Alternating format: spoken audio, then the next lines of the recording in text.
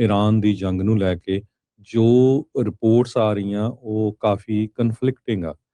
Trump ਹੁਣੀ ਇਹ ਕਹਿੰਦੇ ਆ ਵੀ ਸਾਡਾ ਸਮਝੌਤਾ ਹੋ ਗਿਆ, ਡੀਲ ਕਲੋਜ਼ ਆ। ਈਰਾਨ ਦੇ ਫੋਰਨ ਮਿਨਿਸਟਰ ਇਹ ਕਹਿ ਰਹੇ ਆ ਵੀ ਅਸੀਂ ਤਾਂ ਕਲੋਜ਼ ਦੇ ਲਾਗੇ-ਸ਼ਾਗੇ ਵੀ ਨਹੀਂ ਹੈਗੇ। That has never been closer. ਪਰ ਜਿਹੜੀਆਂ ਪਹਿਲਾਂ ਵੀ ਡੀਲਸ ਹੋਈਆਂ ਸੀਗੀਆਂ ਕੋਈ ਮਟੀਰੀਅਲਾਈਜ਼ ਨਹੀਂ ਹੋਈਆਂ। ਸੋ ਪੂਰੀ ਦੁਨੀਆ ਵਾਚ ਕਰ ਰਹੀ ਆ ਵਾਸ਼ਿੰਗਟਨ ਤੇ ਤਹਿਰਾਨ ਨੂੰ, ਕੀ ਇਹਦੇ ਵਿੱਚੋਂ ਨਿਕਲ ਕੇ ਆਊਗਾ। ਸੋ ਟਰੰਪ ਉਹਨਾਂ ਨੇ ਇਹ ਕਿਹਾ ਸੀ ਵੀ ਜਿਹੜੀ ਸਾਈਨਿੰਗ ਸੈਰੇਮਨੀ ਆ ਉਹ ਇਸ ਵੀਕਐਂਡ ਹੋ ਸਕਦੀ ਹੈਗੀ ਆ। ਤੇ ਪਰ ਇਰਾਨ ਵਾਲੇ ਕਹਿੰਦੇ ਅਸੀਂ ਡੀਲ ਦੇ ਲਾਗੇ-ਸ਼ਾਗੇ ਨਹੀਂ ਹੈਗੇ। ਤੇ ਦੂਸਰੇ ਪਾਸੇ ਜੋ ਇਹ ਆ ਰਿਹਾ ਵੀ ਕੁਛ ਕੁ ਜਿਹੜੀਆਂ ਟਰਮਸ ਆ ਉਹ ਲੀਕ ਹੋਈਆਂ ਹੈਗੀਆਂ ਤੇ ਕੀ ਇਸ ਜਿਹੜਾ ਡੀਲ ਦੇ ਵਿੱਚ ਹੈਗਾ ਆ। ਤੇ ਟਰੰਪ ਉਹਨਾਂ ਨੇ ਇਹ ਕਿਹਾ ਵੀ ਨਹੀਂ, ਜੋ ਚੀਜ਼ਾਂ ਲੀਕ ਹੋਈਆਂ ਵੀ ਅਸੀਂ ਜੋ ਕੰਸੈਸ਼ਨ ਦਿੱਤੇ ਹੈਗੇ ਆ ਉਹ ਰੋਂਗ ਹੈਗੇ ਆ।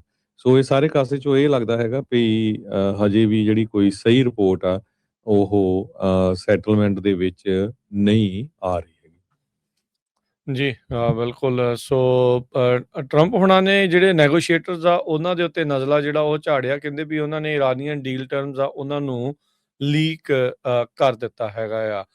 ਤੇ ਜਿੱਦਾਂ ਤੁਸੀਂ ਦੱਸਿਆ ਵੀ ਕਨਫਲਿਕਟਿੰਗ ਅਕਾਊਂਟਸ ਆ ਰਹੇ ਨੇ, ਕੋਈ ਕੁਛ ਕਹਿ ਰਿਹਾ ਕੋਈ ਕੁਛ ਕਹਿ ਰਿਹਾ ਆ। ਪਰ ਟਰੰਪ ਹੁਣਾਂ ਨੇ ਅੱਜ ਉਹਨਾਂ ਲੋਕਾਂ ਦੇ ਉੱਤੇ ਖਾਸ ਕਰਕੇ ਨਜ਼ਲਾ ਜਿਹੜਾ ਝਾੜਿਆ। ਨੈਗੋਸ਼ੀਏਟਰ 'ਚ ਕੌਣ ਆ? ਜਿਹੜਾ ਪਾਕਿਸਤਾਨ ਵਾਲੇ ਆ ਮੁੱਖ ਤੌਰ ਦੇ ਉੱਤੇ। ਇਹ ਵੀ ਜਿਹੜੀ ਹਰਜੋਤ ਸਿੰਘ ਜੀ ਨਾਲ ਰਿਪੋਰਟ ਆ ਰਹੀ ਹੈਗੀ ਆ ਵੀ ਕਤਰ ਵਾਲਿਆਂ ਨੇ ਈਰਾਨ ਦੇ ਨਾਲ ਵੱਖਰੇ ਤੌਰ ਦੇ ਉੱਤੇ ਜਿਹੜੀਆਂ ਨੈਗੋਸ਼ੀਏਸ਼ਨਸ ਕੀਤੀਆਂ ਤਾਂ ਜੋ ਆਪਣਾ ਜਿਹੜੇ ਉੱਥੇ ਤੇਲ ਵਾਲਾ ਤੇ ਜਿਹੜਾ ਗੈਸ ਵਾਲਾ ਆ ਉਸ ਨੂੰ ਜਿਹੜਾ ਉਹ ਦੇਖਿਆ ਜਾਵੇ ਵੀ ਉਹਦੇ ਤੇ ਤੁਸੀਂ ਹਮਲਾ ਨਾ ਕਰਿਓ। ਵੀ ਉਹਦੇ ਲਈ ਕਹਿੰਦੇ ਵੱਖਰੀਆਂ ਉਹਨਾਂ ਨੇ ਨੈਗੋਸ਼ੀਏਸ਼ਨਸ ਚੋਰੀ ਛਿਪੇ ਬਿਹਾਈਂਡ ਦਾ ਕਰਟਨਸ ਇਹਨਾਂ ਨੈਗੋਸ਼ੀਏਸ਼ਨਸ ਤੋਂ ਅਲੱਗਾ ਜਿਹੜੀਆਂ ਉਹ ਨਾਲ ਦੇ ਨਾਲ ਚੱਲ ਰਹੀਆਂ ਸੀਗੀਆਂ। ਸੋ ਟਰੰਪ ਉਹਨਾਂ ਨੇ ਕੱਲ ਕਿਹਾ ਸੀਗਾ ਵੀ great settlement of war with Iran ਉਸ ਦੀ ਜਿਹੜੀ ਉਹ ਹੋ ਚੁੱਕੀ ਆ, ਡੀਲ ਪੂਰੀ ਹੋਣ ਵਾਲੀ ਆ। ਇਰਾਨ ਵਾਲੇ ਕੁਛ ਹੋਰ ਕਹੀ ਜਾਂਦੇ ਆ। ਸੋ ਜਿਹੜੇ ਵਾਈਸ ਪ੍ਰੈਜ਼ੀਡੈਂਟ JD ਵੈਂਸ ਆ ਉਹ ਕਹਿੰਦੇ ਵੀ ਸਾਈਨਿੰਗ ਸੈਰੇਮਨੀ ਨੂੰ ਅਟੈਂਡ ਜਿਹੜੇ ਉਹ ਕਰ ਸਕਦੇ ਆ ਤੇ ਇਹ ਯੂਰਪ ਦੇ ਵਿੱਚ ਹੋ ਸਕਦੀ ਆ ਇਸ ਵੀਕਐਂਡ ਦੇ ਉੱਤੇ। ਕੱਲ ਪਰਸੋਂ ਦੇ ਵਿੱਚ US ਦੀਆਂ ਫੋਰਸਿਸ ਨੇ ਜਿਹੜੇ 2 Iranian one way attack drones ਆ ਉਹਨਾਂ ਨੂੰ ਸ਼ਾਟ ਡਾਊਨ ਕੀਤਾ ਹੈ ਸਟੇਟ ਆਫ ਹਾਰਮੋਜ਼ ਦੇ ਵਿੱਚ। ਕਹਿੰਦੇ ਵੀ ਉਹਨਾਂ ਨੇ ਕਮਰਸ਼ੀਅਲ ਸ਼ਿਪਸ ਦੇ ਉੱਤੇ ਹਮਲਾ ਜਿਹੜਾ ਉਹ ਕਰਨਾ ਸੀਗਾ ਉਸ ਨੂੰ ਉਹਨਾਂ ਨੇ ਰੋਕਿਆ ਹੈਗਾ ਆ। ਸੋ ਵੈਂਸ ਹੁਣਾਂ ਨੇ ਹੁਣੇ ਇਹ ਬਿਆਨ ਦਿੱਤਾ ਵੀ US ਇਰਾਨ ਦੀ ਜਿਹੜੀ ਡੀਲ ਆ ਇਹਦੇ ਨਾਲ ਇਲਾਕੇ ਦੇ ਵਿੱਚ ਲੰਮੇ ਅਰਸੇ ਤੱਕ ਜਿਹੜੀ ਸ਼ਾਂਤੀ ਆ ਉਹ ਬਣੀ ਰਵੇਗੀ। ਸੋ ਇਹ ਜਿਹੜੀ ਹਰਜੋਤ ਸਿੰਘ ਦੀ ਗੱਲ ਜਿਹੜੀ ਉਹ ਆ ਰਹੀ ਆ, president is going to get us a good outcome one way or the other. ਕੱਲ ਜਿਹੜੇ ਪੈਂਟਾਗਨ ਦੇ ਚੀਫ ਡਿਪਾਰਟਮੈਂਟ ਆਫ ਡਿਫੈਂਸ ਦੇ ਸਕੱਤਰ ਪੀਟ ਹੈਗਸੈਥ ਕਹਿੰਦੇ ਵੀ ਸਾਡੇ ਬੰਬ ਨੈਗੋਸ਼ੀਏਟ ਜਿਹੜੇ ਉਹ ਕਰਨਗੇ। ਸੋ ਇੱਕ ਪਾਸੇ ਅੱਖਾਂ ਵੀ ਦਿਖਾਉਂਦੇ, ਇੱਕ ਪਾਸੇ ਗੱਲ ਨਾਲ ਵੀ ਜਿਹੜਾ ਉਹ ਲਾ ਰਹੇ ਆ। ਸੋ ਹੁਣ ਦੇਖਦੇ ਆ ਵੀ ਅਸਲ ਦੇ ਵਿੱਚ ਮੁੱਦਾ ਕਿਸ ਤਰੀਕੇ ਦੇ ਨਾਲ ਕਿਹੜੇ ਪਾਸੇ ਜਾ ਕੇ ਨਿਪਟਦਾ ਹੈਗਾ ਆ। ਉਂਝ ਜੇ ਦੇਖਿਆ ਜਾਵੇ ਤਾਂ ਹਰਜੋਤ ਸਿੰਘ ਜੀ ਹੁਣ ਸਾਰੇ ਹੀ ਮੁਲਕਾਂ ਦੀ ਖਾਸ ਕਰਕੇ ਅਮਰੀਕਾ ਤੇ ਈਰਾਨ ਦੀ ਜੇ ਦੋਨੋਂ ਹੀ ਦੇਖਿਆ ਜਾਵੇ ਲੜਨ ਦੀ ਕੋਈ ਬੜੀ ਇੱਛਾ ਇਸ ਦੇ ਵਿੱਚ ਰਹਿ ਜਿਹੜੀ ਉਹ ਨਹੀਂ ਗਈ ਹੈਗੀ। ਜਿੰਨੇ ਜੋ ਕਰਨਾ ਸੀਗਾ ਉਹ ਕਰ ਲਿਆ ਆ। ਜੇ ਆਲ ਆਊਟ ਵਾਰ ਦੇ ਉੱਤੇ ਜਾਂਦੇ ਆ ਤਾਂ ਟਰੰਪ ਹੁਣਾਂ ਦੇ ਲਈ ਵੀ ਇਹ ਮਾੜਾ ਹੋਊਗਾ, ਈਰਾਨ ਦੇ ਲਈ ਵੀ ਜਿਹੜਾ ਉਹ ਆਬਵੀਅਸਲੀ ਮਾੜਾ, ਕਿਉਂਕਿ ਸਭ ਤੋਂ ਜ਼ਿਆਦਾ ਨੁਕਸਾਨ ਈਰਾਨ ਵਾਲਿਆਂ ਦਾ ਹੀ ਇਸ ਦੇ ਵਿੱਚ ਹੋਣਾ ਹੈਗਾ ਆ। ਸੋ ਇਹ ਸਾਰੀਆਂ ਚੀਜ਼ਾਂ ਨੂੰ ਜਿਹੜਾ ਉਹ ਦੇਖਿਆ ਜਿਹੜਾ ਉਹ ਜਾ ਰਿਹਾ ਆ।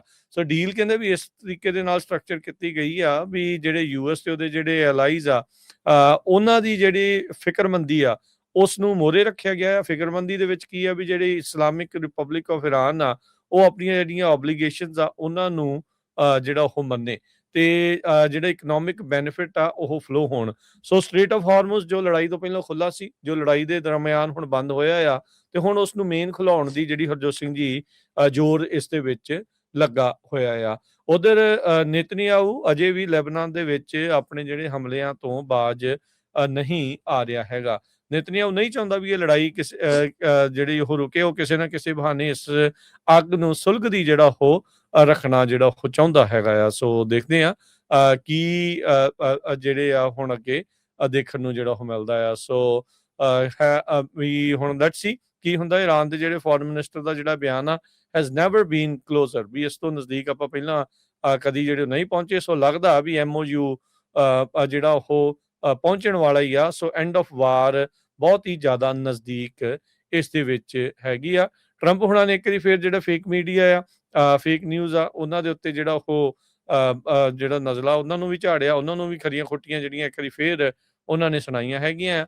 ਕਹਿੰਦੇ ਵੀ ਜਿਹੜੀਆਂ ਈਰਾਨ ਦੀਆਂ ਟਰਮ ਸੀਗੀਆਂ ਇਸ ਡੀਲ ਦੀਆਂ, ਜਿਹਨੂੰ ਆਪਾਂ ਐਗਰੀ ਹੋ ਰਹੇ ਆ, ਫੇਕ ਨਿਊਜ਼ ਨੇ ਉਹ ਲੀਕ ਆਊਟ ਕਿਸੇ ਨੇ ਜਿਹੜੀਆਂ ਉਹ ਕਰ ਦਿੱਤੀਆਂ ਆ, ਤੇ ਰਾਈਟਿੰਗ ਦੇ ਵਿੱਚ ਜਿਹੜੀ ਗੱਲਾਂ ਨੂੰ ਮੰਨਿਆ ਜਿਹੜਾ ਉਹ ਗਿਆ ਸੀਗਾ, ਤੇ ਵੀਕ ਤੇ ਪੈਥੈਟਿਕ ਸਟੇਟਮੈਂਟ ਆ ਜਿਹੜੀ ਉਹ ਡੀਲ ਨੂੰ ਜਿਹੜੀ ਉਹ ਲੈ ਕੇ, ਤੇ ਕਹਿੰਦੇ ਵੀ ਸੱਚ ਤੋਂ ਇਹ ਕੋਹਾਂ ਦੂਰ ਆ ਜੋ ਫੇਕ ਨਿਊਜ਼ ਵਾਲੇ ਜਿਹੜੇ ਇਸ ਟਾਈਮ ਦਿਖਾ ਰਹੇ ਹੈਗੇ ਆ। ਸੋ ਬਾਬਲ ਮੰਦੇ ਸਟ੍ਰੇਟ, ਇਹ ਜਿਹੜਾ ਰੈੱਡ ਸੀ ਦੇ ਵਿੱਚ ਆ, ਇਹ ਵੀ ਇੱਕ ਭੀੜਾ ਜਿਹਾ ਕਹਿ ਲਓ ਵੀ ਰਾਹ ਆ, ਲਾਂਘਾ ਆ, ਸਮੁੰਦਰੀ ਲਾਂਘਾ ਆ, ਤੇ ਉਸ ਨੂੰ ਵੀ ਬੰਦ ਕਰਨ ਦੇ ਲਈ ਈਰਾਨ ਵਾਲੇ ਆ ਉਹ ਸੋਚ ਰਹੇ ਸੀਗੇ। ਸੋ ਇੱਕ ਪਾਸੇ ਤਾਂ ਹਰਜੋਤ ਸਿੰਘ ਸਟੇਟ ਆਫ ਹਾਰਮੁਜ਼, ਜਿੱਥੇ ਈਰਾਨ ਦਾ ਖਾਰਗ ਆਈਲੈਂਡ ਤੇ ਉਹ ਸਾਰਾ ਇਲਾਕਾ ਜਿਹੜਾ ਆਉਂਦਾ ਆ, ਉਸ ਨੂੰ ਇਹਨਾਂ ਨੇ ਰੋਕ ਕੇ ਰੱਖਿਆ, ਤੇ ਰੈੱਡ ਸੀ ਦੇ ਵਿੱਚ ਜਿੱਥੇ ਹਾਊਦੀਜ਼ ਇਹਨਾਂ ਦੀ ਪ੍ਰੋਕਸੀ ਹੈਗੀ ਆ ਈਰਾਨ ਵਾਲਿਆਂ ਦੀ, ਉੱਥੇ ਇਹ ਜਿਹੜਾ ਬਾਬਲ ਮੰਦੇ ਸਟ੍ਰੇਟ ਆ, ਉਸ ਨੂੰ ਰੋਕਣ ਦੀ ਜਿਹੜੀ ਗੱਲ ਆ ਉਹ ਨਾਲ ਦੇ ਨਾਲ ਕਰ ਰਹੇ ਸੀਗੇ।